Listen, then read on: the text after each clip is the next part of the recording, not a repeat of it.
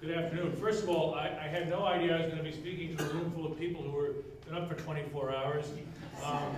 My goodness, that's been really impressive seeing everybody here and what they're doing. I thought in this brief conversation before I introduce you to Jeff Larson, I would try to provide a little context and perspective of what my eldest child calls the world and perspective of the olds. So, and I see there are a few olds here, not too many, but a few of us.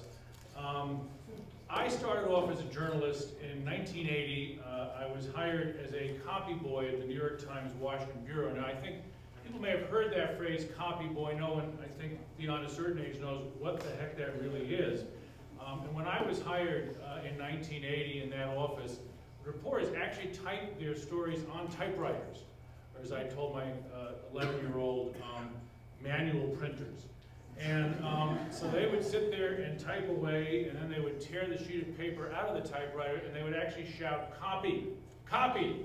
And the boy, that was me, had to run over, pick up the piece of paper, tear it up, walk it over to the editor, who took out a pencil, edited it in pencil, and then he would shout, "Copy!" And then I would take it to a man in a room with a teletype machine. Anybody ever seen a teletype machine? Maybe not. No, anyway, it was a machine that put holes in little yellow ticker tape, and then you fed the tape into a phone line, and that is how copy moved from the New York Times Washington Bureau to New York. So that is about as analog a world as you can imagine. Obviously, today at ProPublica, we are living in a very, very different world. But it's different even in the 5 years that ProPublica has existed. Back in 2000, late 2007, my boss then, Paul Steiger, the editor of the Wall Street Journal, was sitting down to draw up on the back of an envelope what was going to be ProPublica. And he had sort of scribbled in very rough terms what the organization might look like. And it had editors, and it had reporters, and then we had an item that he had written down, I'll never forget this, it said webmaster, paren 2. And I said, "What's that?" He said, "Well, those are the people that take the stories and put them up on the web, and we should have 2 of them so one of them can go on vacation." And I said, "I think we may need a few more of those, whatever they are." But we actually had absolutely no idea where we were going to go. And we had the good fortune as our first hire to hire, and I don't even think he had this job, but in our mind it was webmaster, a gentleman named Scott Klein from The Nation. And he began to think a lot bigger about what ProPublica could do. And right from the very beginning, Scott Klein said, well, what we need to do is news applications. And that immediately kind of gave me a pause. I thought to myself, what is a news application? We'd already had 1,300 people send in their resumes, so I knew what a news application was in one sense. That was one form of application. And then I thought, well, maybe what he means is a news application is like how you find something online, like Google News. You use an application to find the news. But no, that is, of course, not at all what he was talking about. In this sense, his idea, which we have begun to try to execute, was that a news application is something that brings you, makes news, delivers you news. Something very different from aggregation, something very different from really anything that had existed before in the history of the world of journalism. Now, we have, in the 5 years that we've been running ProPublica, put up literally thousands upon thousands of stories. But by a mile, the most read thing we have ever put on the web is something we call dollars for docs. And when Jeff Larson here gives you a presentation, in a minute he's going to go into some more detail about some of these things. For those of you who haven't seen it, dollars for docs is an amazing little tool. What it does is, if we started off once upon a time, a certain number of pharmaceutical companies, not all of them unfortunately, but about half of them, had to put on the internet the payments that they had made to doctors. And they have to do this every single year. It turns out that in American medicine, amazingly enough, if you were to be a pharmaceutical company and to hand someone $1,000 and say, please prescribe my medicine, that would be a bribe and you would go to jail. But if you were to invite a doctor to read the slides that you, the pharmaceutical company, prepare, word for word verbatim, and then give them $1,000, that's okay. So this all seemed very strange to us, and we thought, well, is it possible to create an application that would tell people how much money doctors take. And as you could imagine, this turned out to be a far more complicated venture than you might first think. First of all, of course, we're talking about, I've forgotten now, Jeff, so what are we up to, 14 companies, 12? I forget. 14 companies. 14 companies. 14 different websites, that would be 14 different scrapers that have to be written, and the companies constantly change how they present the data, so it's constantly being revised beyond that. Then at that point, what you've done is downloaded a list of names, which may or may not be listed the same way, and it is possible there may be more than one Dr. Juan Gonzalez in California. That is a possibility. And you, of course, would then have to sort through, as you pull all the numbers from all the companies, making sure you don't sort of overcount or undercount. But we were able to resolve all of this, and we created a news application that, first of all, itself was news, because we were able to see which companies paid the most. It became very clear that certain doctors were getting a lot more money than other doctors.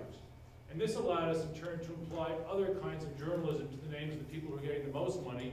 The companies had claimed that they were paying this money strictly to people who were the best and the brightest. You know, I mean, this is the best asthma doctor in the state of California. He's giving these lectures. He has credibility. But when we ran the names and addresses of the doctors who were getting the most money against the names and addresses of the doctors who had been disciplined, sued for malpractice, lost their licenses in some cases, we discovered some surprising overlaps. It turned out they weren't all the best and the brightest. Some of them were the worst and the crookedest. And so that fact sort of turned into a very interesting national story. But there was more than that. This was a tool, it turned out, that could be used by you, the patient. You could be in the waiting room. You could look up your doctor and find out where he was getting, you know, $50,000 worth of payments. And then when he prescribed you a brand new antibiotic 10 minutes later, you had information that you otherwise could never have had. Beyond that, there was another interesting little problem. Most of America's medical schools ban their professors from taking these payments. Well, how do you enforce a ban like that? How would you know? Well, of course, they could go to each of the 14 websites every week and see what was listed, but amazingly enough, nobody ever did. Anyway, when we decided to test a few of these schools, Stanford Medical School was one little minor place that had such a ban. To the shock and surprise of Stanford Medical School, about a half dozen of their docs on faculty had been taking tens and tens and tens of thousands of dollars because they had, quote, misunderstood the rules. So this is now for us a constantly searched database, you know, and our suspicion is not only by patients, not only by insurance companies, but by medical schools who want to keep up with what their professors are up to. So you now are beginning to see a feedback loop in which there's news, there's an application, there's use of it by consumers, which generates more news. I don't know that we could take full credit for this in ProPublica, but it is a fact that the number and level of payments has dropped every year since we've started this. And I believe it has something to do with the fact that it's being exposed by a news application, which is news. Now, Jeff's going to again talk some more about some of the things that he's done. Following up on what Jim Schachter said, I think that there is right now in the world of journalism this fantastic new sort of kind of journalist being born. Jim mentioned Brian Boyer. We at ProPublica remember Brian very fondly because after he completed that course at Northwestern, he came to us as a summer intern, and on his first day created a news app that would alert you to any changes in a website. And you say, well, what's the use of that? Well, Obama had just come in, and as it turned out, the Obama team was rewriting the Bush-era website. So the entries for Iraq and the entries for Afghanistan and so on and Guantanamo were all being substantively changed every day. We were getting an alert every time this happened. It was one of the most fascinating things to watch you could imagine. And Brian, you know, did okay. I mean, he left his internship with ProPublica. He was hired by the Chicago Tribune after 3 months with us to run their 10-person data department. So he was the first intern I'd ever seen go from intern to editor and leader of a team. But that's what this field is like. And we are constantly sort of scouring the country looking for people who are able to combine these talents of code writing and computer science. And they're all very different.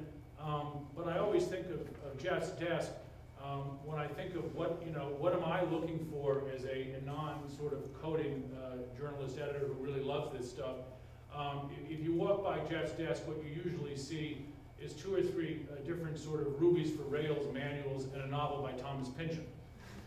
So when you see somebody who's working like that, you know you're definitely onto something. And I think that we're only going to see in the world of journalism a continuing expansion of this. I think the projects that we saw here today, I was here for the entire complete presentation. I thought they were all fascinating. They were all different slices of how you can use data to create a dynamic thing, which is both news and an application. And I look forward to it. I think the only thing that really we're struggling with here a little bit is, we need a snappy name. In the television business, there was a fad there of something that was called a producer, reporter, editor. And a friend of mine used to call them predators. So I've been trying to work on this, and I'm running into trouble, so I think the group ought to start to work. At first I thought, developer reporter, D-porter. Nah. Then I thought, programmer reporter, T-porter. Nah. So I'm sticking with journalist until otherwise instructed, but I invite anybody who wants to tweet out the new name for this new animal. And I introduce you to my colleague Jeff, who's going to tell you more about how we do it.